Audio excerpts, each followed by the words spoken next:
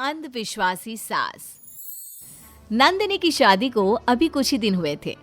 नंदिनी की सास अंधविश्वासी महिला थी। कभी कभी नंदिनी अपनी सास को अंधविश्वास से दूर रहने के लिए समझाया करती थी, लेकिन नंदिनी की सास उसकी कोई भी बात सुनने को तैयार नहीं थी। अरे नंदिनी, ओ नंदिनी, इधर तो आओ। अरे जरा बाहर आओ ना। क्या हुआ मम्मी जी? इतनी जोर जोर से आवाज देकर क्यों बुला रही है? कुछ परेशानी है क्या? अरे बहू जरा देखो तो, ये दरवाजे के पास एक थैली में चूड़ियां किसकी रखी हुई है? हाँ मम्मी जी, इसमें तो लाल और हरी चूड़ियां रखी है और साथ में कोई कपड़ा भी है। लगता है कोई गलती से छोड़ गया है। अरे नहीं नहीं बहू, मुझे तो लगता है कि कोई जादू टोटका करके रख गया है यहाँ पर। मैं तो इसे हाथ नहीं लगाने वाली। हाँ हाँ, तो कोई बात नहीं मम्मी जी, पड़ा रहने दो ना, जिसका है वो आकर ले जाएगा। अरे ऐसा कैसे पड़ा रहने दो? एक काम करो बहू, तुम जरा इसे उठा कर ना वहाँ सड़क के किनारे फेंक दो। लेकिन मम्मी जी, आप इसे क्यों हाथ नहीं लगा रही? अरे वो इसलिए क्योंकि मुझे इन जादू टोटकों से बहुत डर लगता है, और कहीं मुझे कुछ हो गया तो। अगर ऐसा है मम्मी जी, तो मेरे लिए भी तो खतरनाक हो सकता है ना। लेकिन मैं इन सब अंधविश्वासों में भरोसा नहीं करती, इसलिए मैं अभी इसे उठाकर फेंक देती हूँ। इतना कहकर नंदिनी उस पैकेट को घर के बाहर की तरफ सड़क के किनारे रखाती है। अगले दिन जब नंदिनी की कामवाली घर पर काम करने आती है, नंदिनी की सास उससे पूछताछ करती है। अरे सुन तो, कल तू अपना कोई सामान यहाँ छोड़ गई थी क्या? हाँ मालकिन, वो कल दूसरी मैडम ने मुझे कुछ पुरानी चूड़ियां दी थी, गलती से आप ही के घर पर रह गई थी। देखा मम्मी जी, मैंने कहा था ना, वो कोई जादू टोटका नहीं था, वो तो हमारी कामवाली का सामान निकला। अरे हाँ ठीक है ठीक है, और तू यहाँ इस तरह कोई सामान मत छोड़ जाया कर। हमें क्या पता कल को कोई जादू टोटका करके सामान रख गया तो। अरे नहीं मैडम, मैं ऐसा कोई काम नहीं करती। मैं तो ऐसी फालतू चीजों में विश्वास भी नहीं रखती। और फिर एक दिन जब कामवाली घर पर काम करने के लिए आती है, तो नंदिनी उस वक्त नाश्ता करने के लिए बैठी होती है। कामवाली के सामने नंदिनी को नाश्ता करते देख नंदिनी की सास उसके पास आती है और धीमी आवाज में कहती है, अरे बहू, ये क्या कर रही हो? और आज तुम नाश्ता करने में इतना लेट क्यों हो गई? मम्मी जी, वो क्या है ना, जरा रसोई की सफाई करने लग गई थी, बस इसी चक्कर में नाश्ता करने में थोड़ी देर हो गई। पर क्यों, क्या हुआ? अरे देखती नहीं, इस वक्त काम वाली काम कर रही है। हाँ तो, अरे मम्मी जी, आप क्यों इन सब अंधविश्वासों पर भरोसा करती है?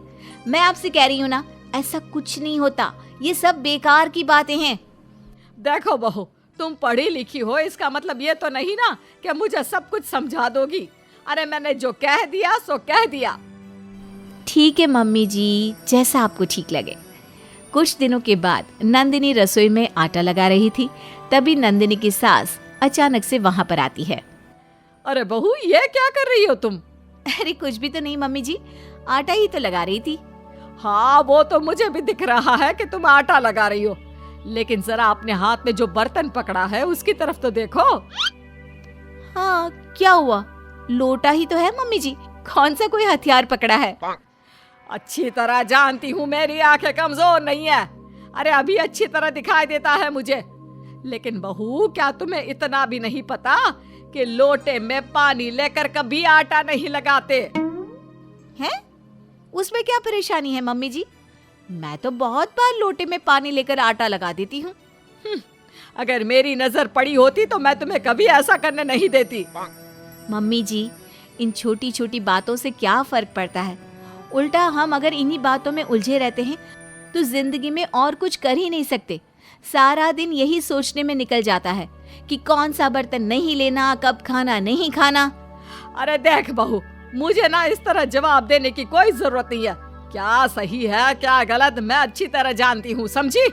चुपचाप अपना काम करो। नंदिनी हर बार अपनी सास को समझाने की कोशिश करती, लेकिन अपनी अंधविश्वासी आदत के चलते नंदिनी की सास उसकी कोई बात सुनने को तैयार नहीं थी। उल्टा वो नंदिनी को ही बात बात पर डांट दिया करती थी। एक दिन नंदिनी और उसकी सास को बहुत जरूरी काम से कहीं जाना था, लेकिन उन दोनों को देर हो जाती है और इसीलिए वो जल्दी जल्दी तेज चलकर रेलवे स्टेशन की तरफ निकल पड़ती हैं।